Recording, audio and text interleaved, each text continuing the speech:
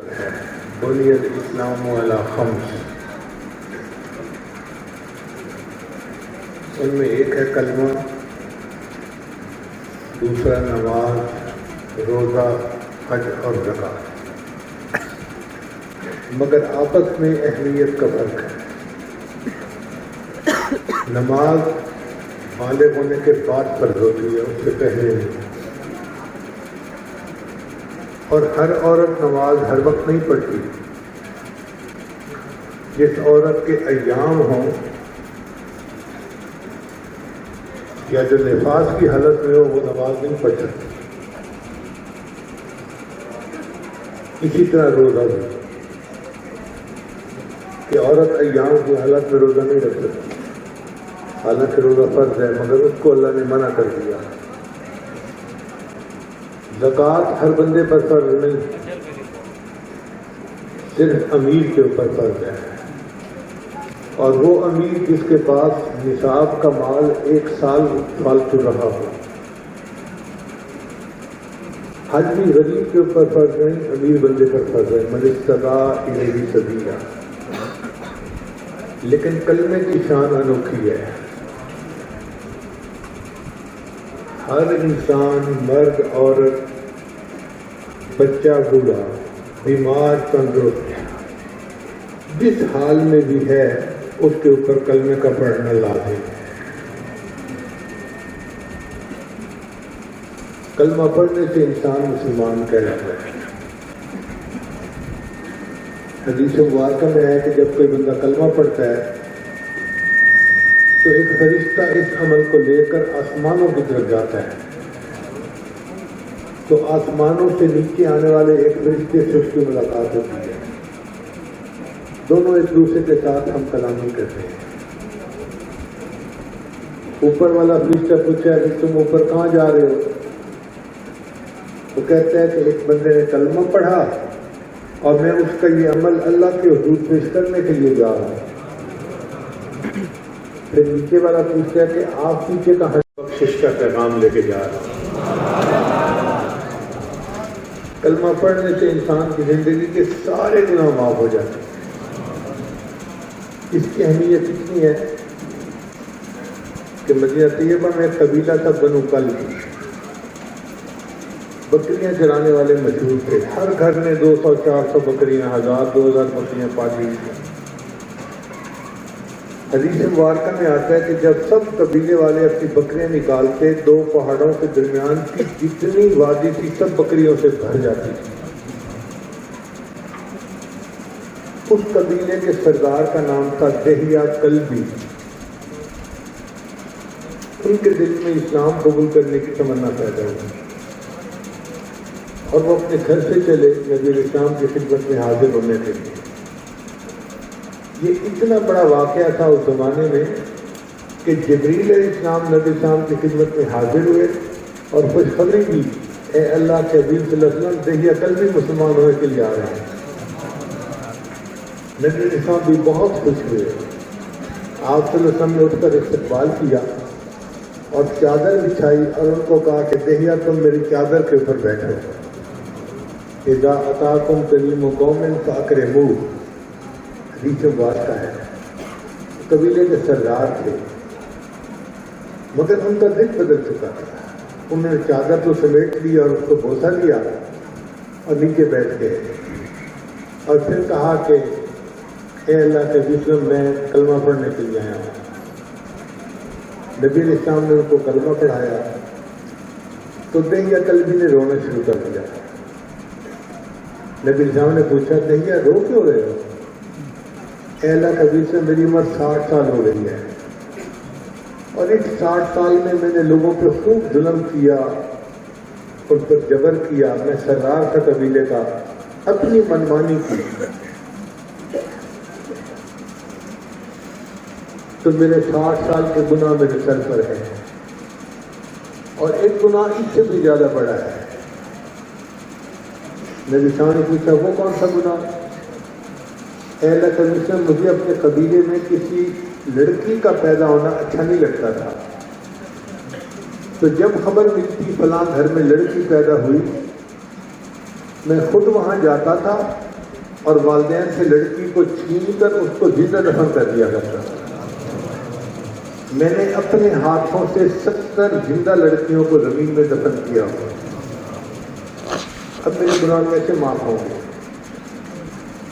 نبی اسلام نے ارشاد فرمایا الاسلام یہدم ما کان قبلہ، کہ جو بندہ کلمہ پڑھ لیتا ہے اس کی زندگی کے پچھلے جتنے گناہ ہوتے ہیں سب معاف ہو جاتے ہیں۔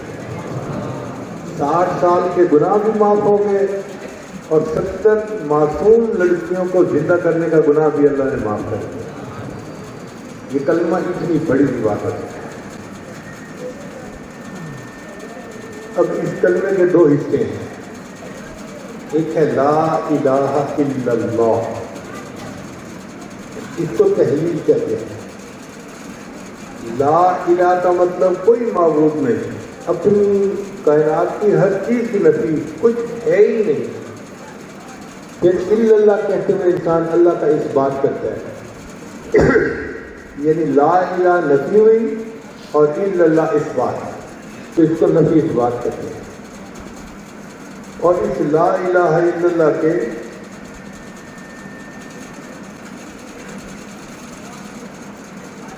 حروف 12 بنتے ہیں۔ لا کے حروف 2، الہ کے 3، الا کے 3 اور اللہ کے 4، تو 4 6 10 اور 2 12 حروف بنتے ہیں۔ علماء نے لکھا ہے کہ جو لا الہ الا اللہ کا ذکر زیادہ کثرت کے ساتھ کرے گا، اللہ ان 12 حروف کے بدلے 12 مہینوں کے گناہ معاف فرما دے۔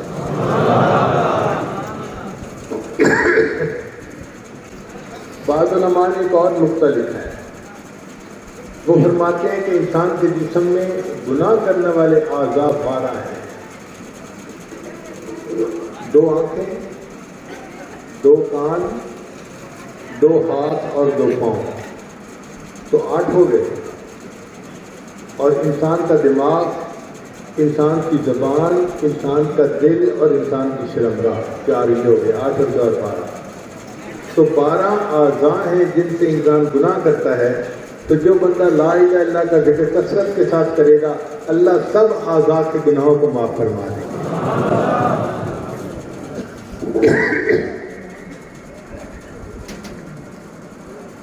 بعض علماء نے ایک اور نقطہ لکھا ہے، وہ فرماتے ہیں لا الہ الا اللہ کے الفاظ 4 ہیں، لا الہ الا اللہ 4 لفظ ہو گئے، اور محمد رسول اللہ 3 الفاظ یہ ہیں، تو 4 اور 3 7 الفاظ ہو گئے۔ اور جہنم کے 7 دروازے، قرآن مجید میں اللہ 7 ابواب۔ اب جہنم کے 7 دروازے اور ہمارے اس کلمہ طیبہ کے 7 الفاظ، تو جو بندہ کلمہ طیبہ پڑھ لیتا ہے، اللہ ہر لفظ کے بدلے جہنم کے ایک دروازے کو بند کرتا ہے، سب دروازے بند کر دیے جاتے ہیں۔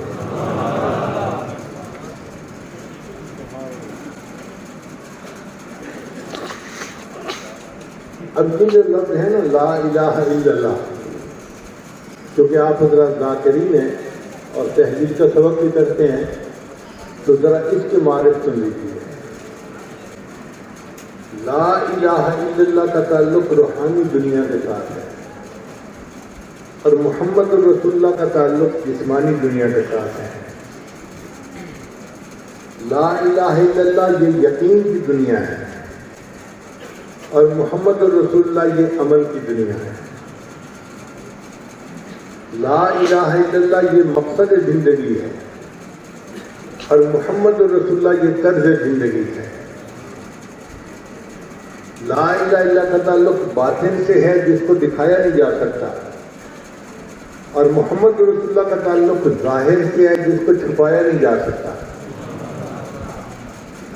لا الہ الا اللہ کا مطلب باطن کی دنیا کو بسانا ہے،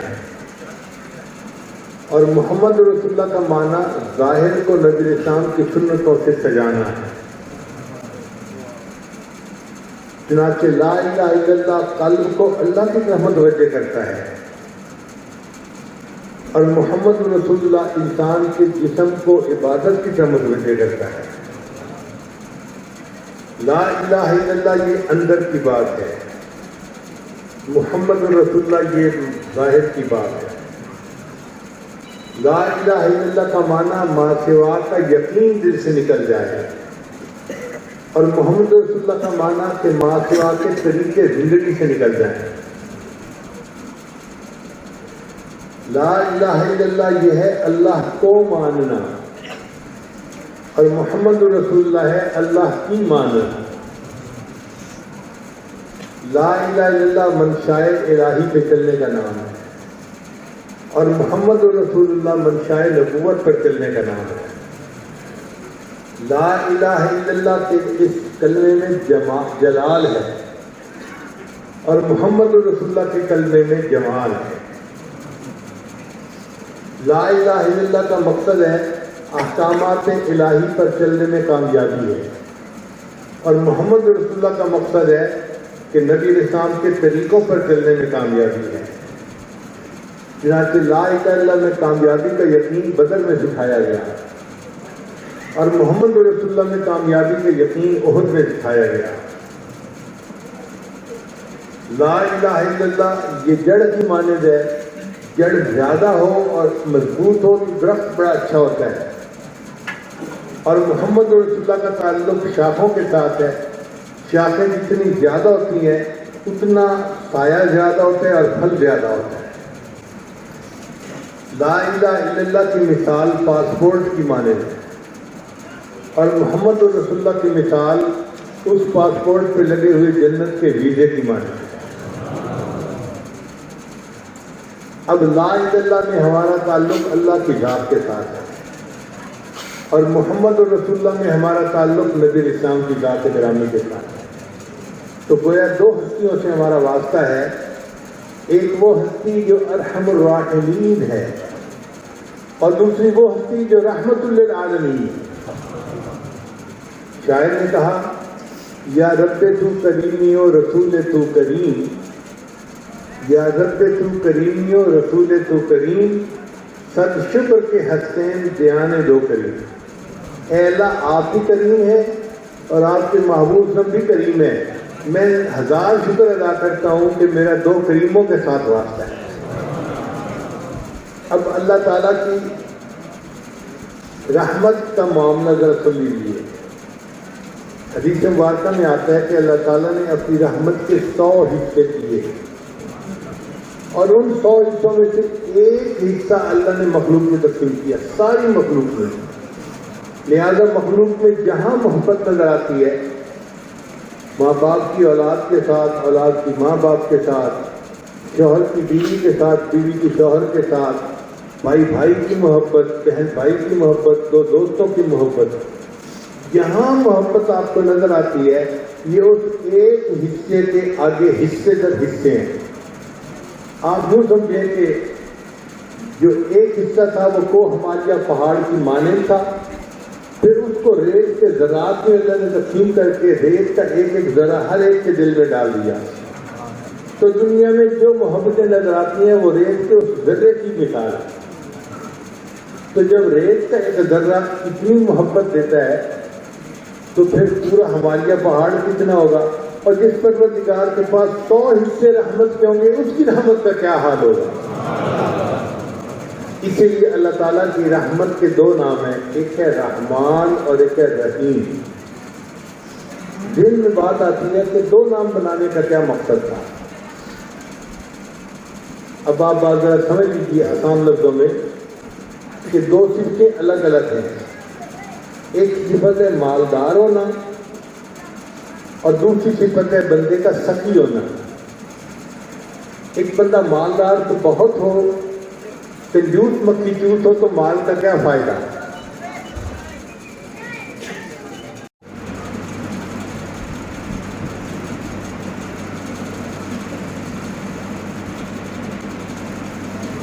کوئی بندہ بیمار ہوتا ہے اس کے گناہ معاف، ایک فرشتہ ہے جو ہماری نیکیاں لکھتا ہے اور دوسرا فرشتہ ہمارے گناہ لکھتا ہے۔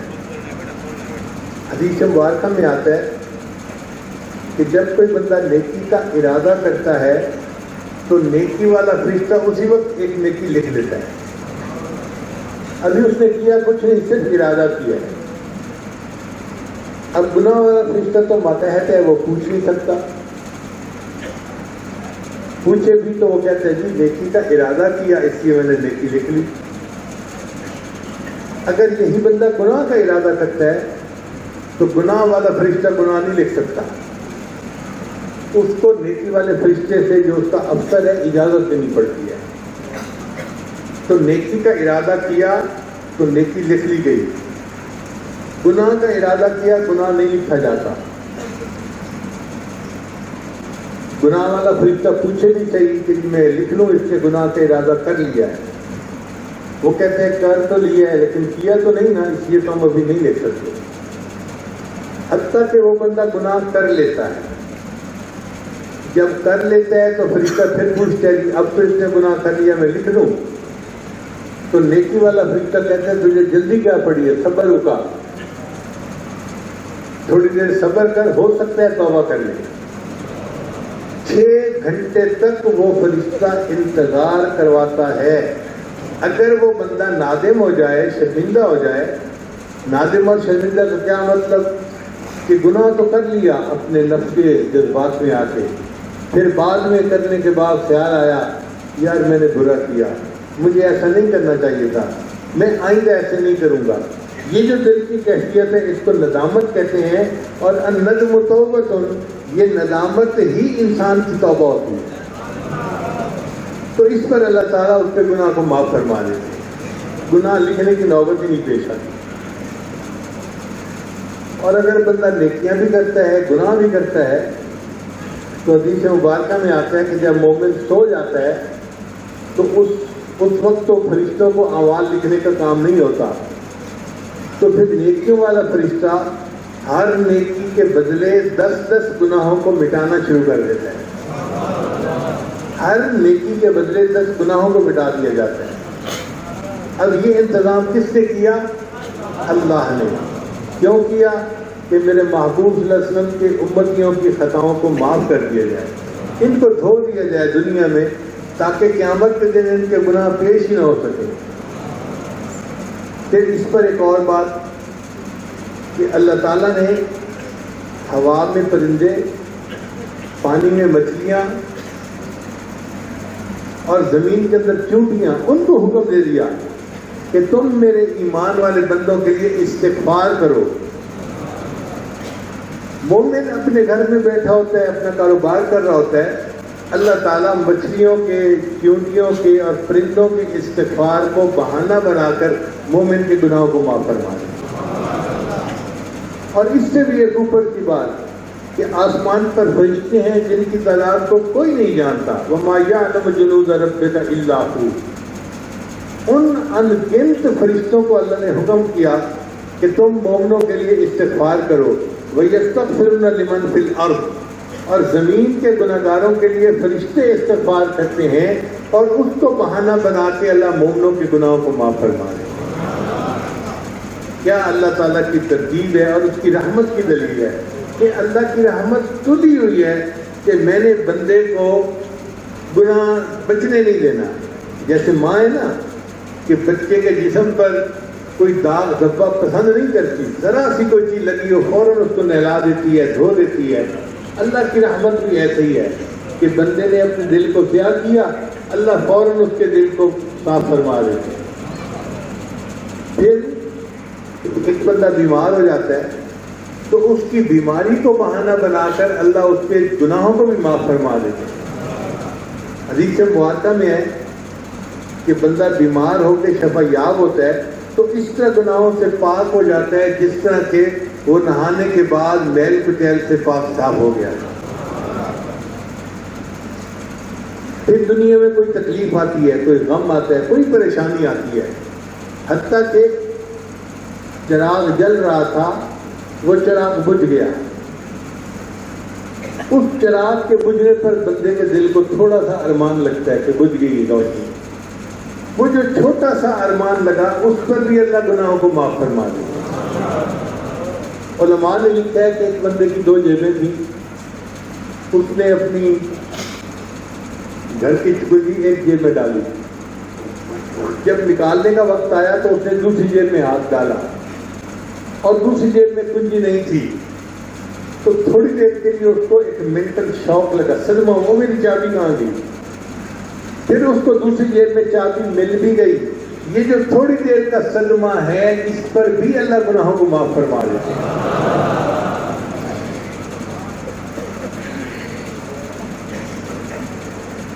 پھر ایک دوست کی دعا کے بدلے اللہ دوسرے دوست کے گناہوں کو معاف فرما دیتے ہیں۔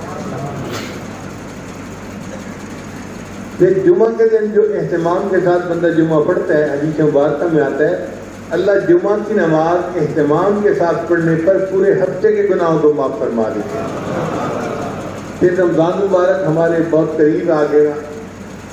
جو بندہ رمضان مبارک کے روزے اچھی طرح سے رکھے، تراویح اچھی طرح سے رکھے، رمضان مبارک کو اس طرح اہتمام کے ساتھ گزارنے سے اللہ پورے سال کے گناہوں کو معاف فرما دیتے ہیں۔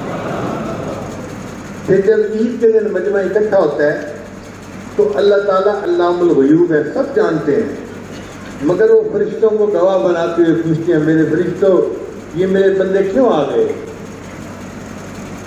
فرشتے کہتے ہیں اللہ یہ وہ مزدور ہیں جنہوں نے پورا مہینہ روزے رکھے اور مزدوری کی، اب یہ آپ سے اس کی اجرت لینے کے لیے آئے ہیں۔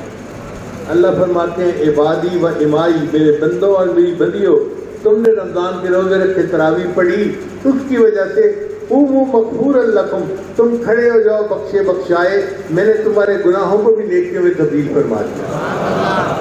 تو عید کی نماز پڑھنے پر پوری زندگی کے گناہ معاف۔ اسی طرح کوئی بندہ حج یا عمرہ کر کے آتا ہے تو اس کے بھی پوری زندگی کے گناہ معاف۔ راجع کیوم ولدت امہ، نبی صلی اللہ علیہ وسلم نے فرمایا وہ حج عمرے سے اس طرح لوٹتا ہے جیسے اس دن پاک تھا جب اس کی ماں نے اس کو جنم دیا تھا، جیسے پیدائش والے دن گناہوں سے پاک تھا، اس طرح اللہ اس کو پاک کر کے واپس لوٹا دیتے ہیں۔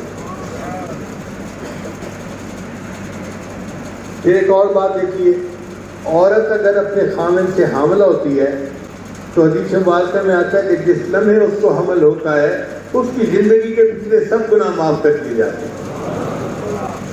پھر وہ عورت 9 مہینے حمل کے گزارتی ہے تو بچے کی ولادت ہوتی ہے، تو حدیث مبارکہ میں آتا ہے کہ جس لمحے بچے کی ولادت ہوتی ہے اللہ دوسری مرتبہ پھر زندگی کے سب گناہوں کو معاف فرما دیتے ہیں۔ پھر وہ عورت اپنے بچے کی پرورش کرتی ہے، اس کو دودھ پلاتی ہے، اس کا خیال رکھتی ہے، حتیٰ کہ بچہ بڑا ہو جاتا ہے اور وہ بولنے لگتا ہے۔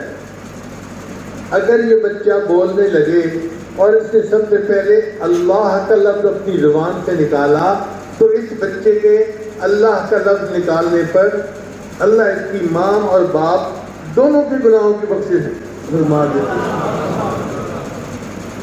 تو واقعی دل کہتے ہیں کہ اللہ آپ کی رحمت تو تلی ہوئی ہے کہ میں نے ان کے گناہ رہنے نہیں دینے۔ ہمیں چاہیے کہ ہم گناہوں سے توبہ کریں اور بچیں، لیکن اللہ کی رحمت بھی اپنے جوش میں ہے۔ پھر سکرات موت جو انسان پر طاری ہوتی ہے، موت کے وقت تکلیف تو ہوتی ہے نا، اس پر گناہ معاف۔ پھر قبر میں جو ضبط قبر پیش آتا ہے اس پہ بھی مومن کے گناہ معاف۔ پھر قیامت کے دن جو خوف ہوگا اور دہشت ہوگی اس پر بھی انسان کے گناہوں کو اللہ معاف فرما دے گا۔ اگر ان تمام کے باوجود اگر کوئی امتی ایسا ہے کہ جس کے گناہ بچ گئے اور پھر وہ گناہ لے کر آیا تو اللہ نے اس کے لیے بھی سبب بنا دیے۔ حدیث مبارکہ میں ہے کہ نبی اسلام کے ایک امتی آئے گا جس کے گناہوں جو بہت لمبی لسٹ ہوگی، اللہ تعالیٰ اس کے لیے نور کی قناعت جس کو کہتے ہیں نا چادر تان دے گے، تو مخلوق اسے نہیں دیکھ سکے گی۔ پھر اللہ اس بندے کو کہیں گے تیرا یہ گناہ یہ گناہ یہ گناہ یہ گناہ، سارے گناہ گنوائیں گے، وہ تسلیم کرتا رہے گا حتیٰ کہ وہ سوچے گا آج میں جہنم سے بچ نہیں سکتا۔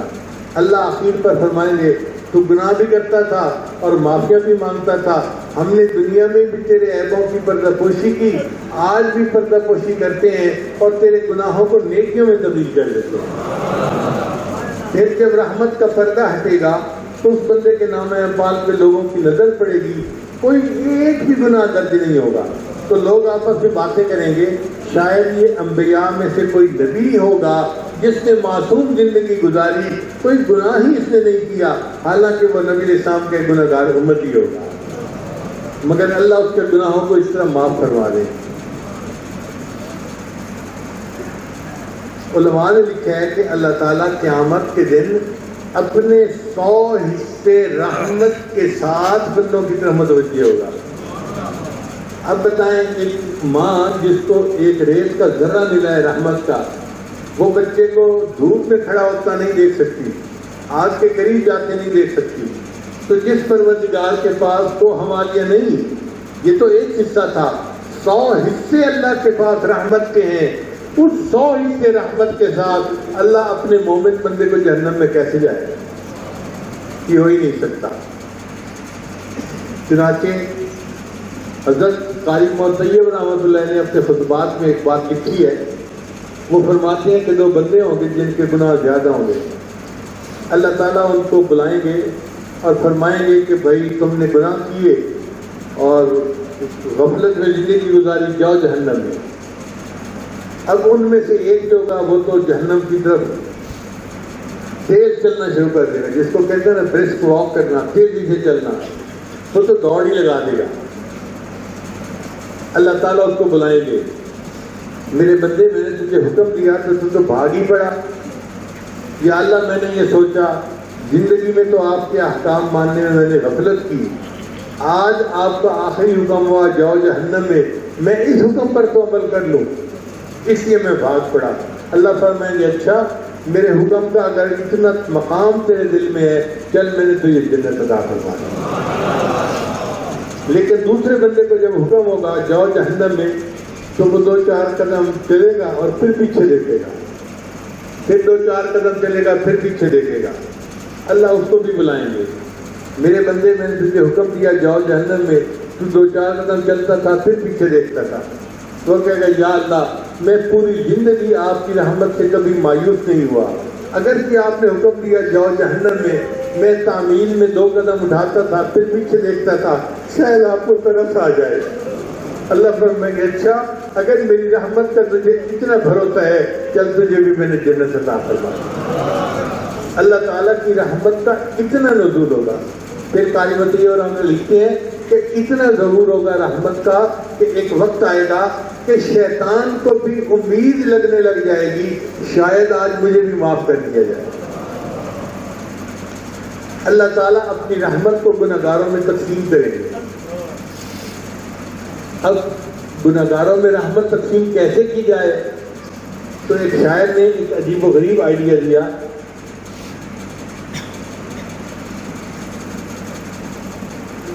شکر کی وجہ سے میرا منہ خشک ہو جائے۔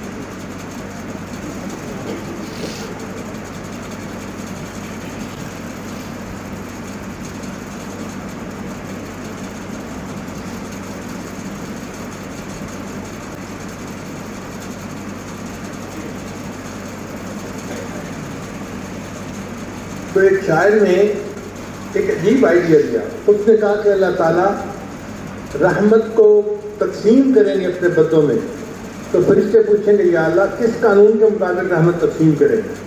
تو ہو سکتا ہے اللہ تعالیٰ یہ فرما دیں کہ جس کے گناہ جتنے زیادہ ہیں اس کو رحمت میں سے اتنا زیادہ حصہ دے دیا جائے۔ اور اگر یہ معاملہ ہو گیا تو پھر قیامت کے دن عجیب معاملہ ہوگا۔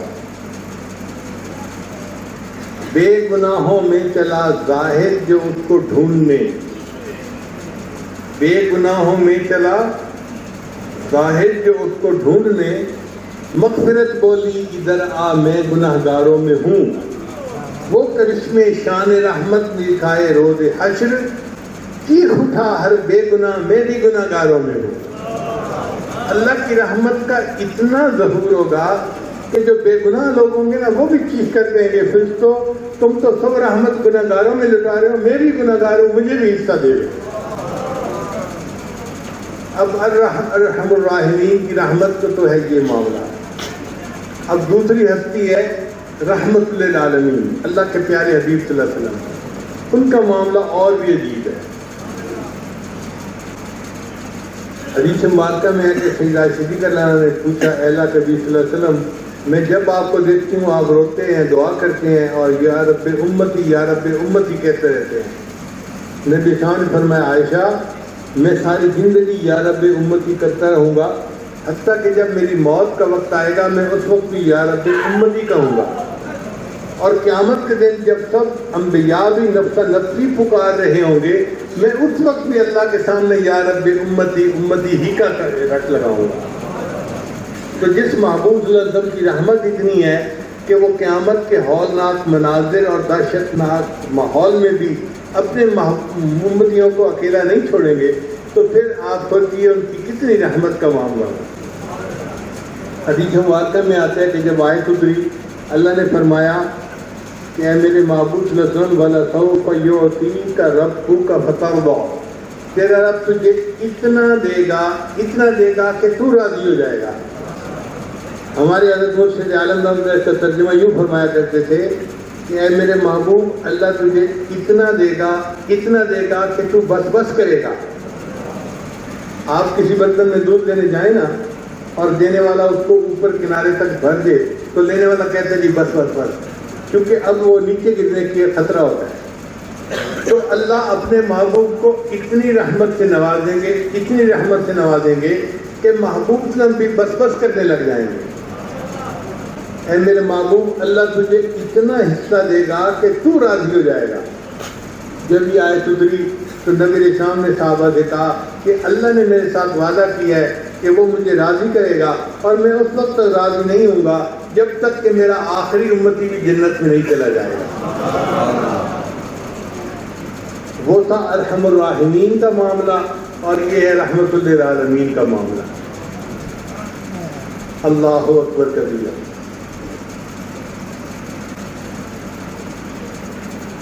حدیث مبارکہ میں آتا ہے کہ ایک مرتبہ نبی علیہ السلام نے دعا مانگی کہ یا اللہ آپ میری امت کے گناہوں کو معاف تو فرمائیں گے،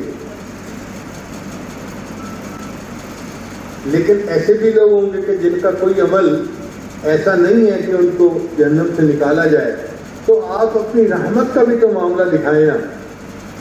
اللہ تعالیٰ نے وعدہ فرما لیا اے میرے محبوب صلی اللہ علیہ وسلم میں جہنم سے 1,00,000 بھر کے نکالوں گا، اور ان لوگوں کو جو ایمان والے ہوں گے ان کو جنت عطا فرما دوں گا۔ اب جب اللہ نے وعدہ فرمایا تو حضرت عمر لانو بڑے خوش ہو گئے۔ حضرت ابو بکر صدیق لانو کے پاس بیٹھے تھے۔ ابو بکر صدیق لانو نے پھر عرض کیا اے اللہ کے حبیب صلی اللہ علیہ وسلم اللہ کی رحمت کی خاص نظر ہے، آپ اور دعا کیجیے، اللہ رحمت کا اور اظہار فرما۔ تو عمر لانو کا ابو بکر آپ جانتے ہو نا اللہ کتنے بڑے ہیں اور اللہ کی لب کتنی بڑی ہوگی۔ تو ابو بکر صدیق نے جواب دیا عمر میں جانتا ہوں اللہ کتنے بڑے ہیں اور اللہ کی لب کتنی بڑی ہوگی، لیکن اگر اوروں کا فائدہ ہو سکتا ہے تو تمہارا کیا نقصان ہے۔ چنانچہ نبی صاحب نے پھر دعا مانگی، اللہ نے وعدہ فرمایا میں 2 لپیں بھر کے نکالوں گا اور ان لوگوں کو جنت عطا فرما دوں گا۔ اب آپ غور کیجئے کہ اگر پلاؤ پکا ہوا ہو نا اور میں اپنی دونوں ہتھیلیوں سے یوں بھروں تو ہزاروں کی تعداد میں چاول تو میری لپ میں آ جائیں گے۔ یہ تو ایک چھوٹا سا بندہ ہے جس کی لپ ہے۔ اب آپ سوچیں ایک ہوتی ہے مرغا مشین جو مٹی اٹھاتی ہے، اگر وہ لپ بھرے تو میرے خیال میں لاکھوں دانے تو اس کی لپ کے اندر آ جائیں گے، حالانکہ وہ ایک چھوٹی سی مشین ہے۔ اللہ کتنے بڑے ہیں اور اللہ کی لپ کتنی بڑی ہوگی۔ اربوں کھربوں لوگ ایک لپ میں اللہ جہنم سے نکالیں گے، انہیں جنت عطا فرمائے۔ جب اللہ نے 2 لپوں کا وعدہ کیا تو وہ صدیق لانو نے پھر عرض کیا اے اللہ کے ہم اور دعا کیجیے امت کا فائدہ ہو جائے۔ نبی صاحب نے پھر دعا کی، اللہ نے وعدہ کیا میرے محبوب صلی اللہ علیہ وسلم میں 3 لپیں بھر کے نکالوں گا اور ان کو جنت عطا فرما دوں گا۔ ابو بکر صدیق لانو کا بھی دل خوش ہو گیا اور عمر لانو کا بھی دل خوش ہو گیا اور نبی علیہ السلام کا بھی دل راضی ہو گیا۔ اب آپ بتائیں اللہ کی رحمت کا ایسا ضرور ہوگا قیامت کے دن، اور یہ کس لیے ہوا کہ نبی علیہ السلام نے دعا مانگی۔ پھر نبی علیہ السلام کی امت کے ساتھ اللہ نے وعدہ کیا اے میرے محبوب صلی اللہ علیہ وسلم قیامت کے دن بہت گرمی ہوگی، بہت دہشت ہوگی، بہت خوف ہوگا، مگر میں آپ کی امت کے لیے ایک ایئر کنڈیشن کمرہ بنا دوں گا، ان کو وہاں ٹھہرا دوں گا، ان کو دھوپ گرمی کا پتہ ہی نہیں چلے گا۔ اللہ وہ ایئر کنڈیشن کمرہ کون ہوگا؟ اے میرے معبودوں کو میرے عرش کا سایہ ہوگا۔ چنانچہ ایک حدیث مبارکہ میں 7 بندے آتے ہیں جو عرش کے سائے کے نیچے ہوں گے، اور بہت سی اور حدیثوں میں بھی ایسے بندوں کا تذکرہ ہے۔ اب اگر ان تمام کو یکجا کیا جائے تو ذرا سن لیجئے کون کون بندے قیامت کے دن عرش کے سائے کے نیچے ہوں گے۔ مجھے لگتا ہے کہ مجمع میں سے ہر بندہ قیامت کے دن عرش کے سائے کے نیچے ہوگا۔ سب سے پہلے امام عادل، جو بندہ حکمران ہو اور عدل و انصاف کی زندگی گزارنے والا ہو، اللہ تعالیٰ اس کو قیامت کے دن عرش کا سایہ عطا فرمائیں گے۔ پھر شاب نشأ فی عبادت اللہ، وہ نوجوان جو جوانی میں اللہ کی عبادت کرتا ہو۔ اب اس مجمع میں مجھے لگتا ہے آدھا مجمع تو عرش کے سائے کے قابل بن جائے گا، کیونکہ نوجوان گرم خون آج بھی آپ دیکھیں سنتیں سجا کے اللہ کے سامنے اس کی بخشش اور رحمت لینے کے لیے یہاں آیا بیٹھا۔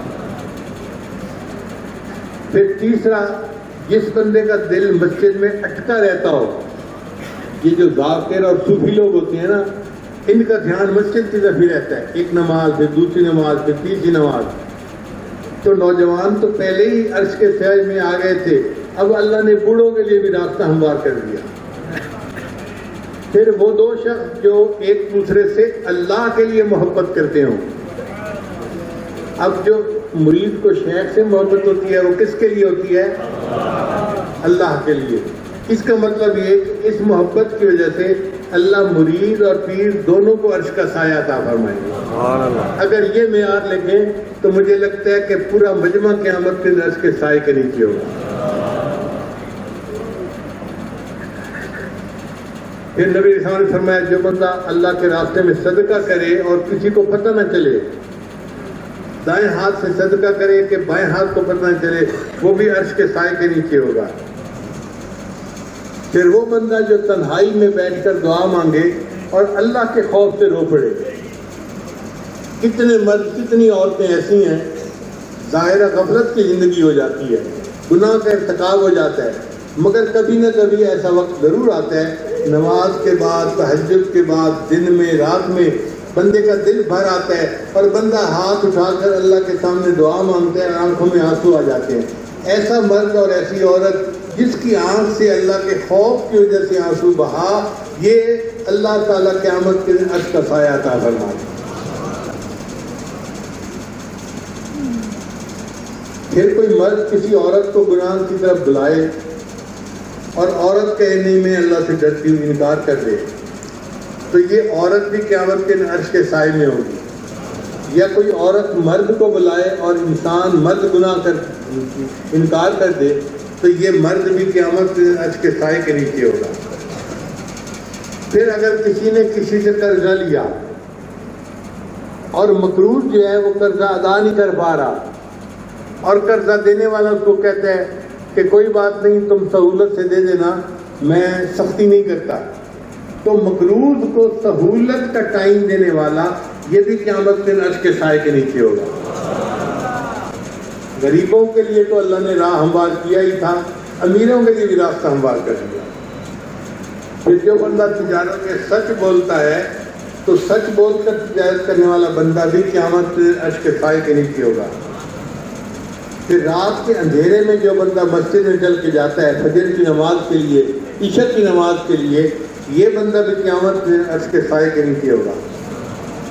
پھر یتیم کی پرورش کرنے والا، ہمارے گھروں میں بہت سارے گھر ایسے ہوتے ہیں جن میں بھائی کا بیٹا، بہن کا بیٹا جو یتیم ہو گیا تھا یا ماں فوت ہو گئی تھی تو دوسرے اس کی پرورش کرتے ہیں۔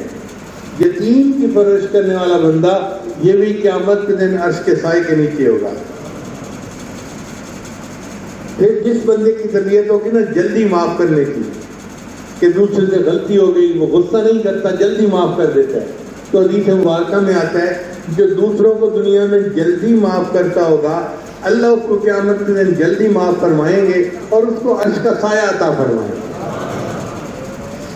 پھر کچھ لوگ ہوتے ہیں جو رشتہ داریوں کا بڑا خیال رکھتے ہیں، ماموں، چچا، پھوپھی، رشتہ داری جو قریب کی ہوتی ہے، خون کی رشتہ داری، ان سے تعلق بنا کے رکھنا، اس کو صلہ رحمی کہتے ہیں۔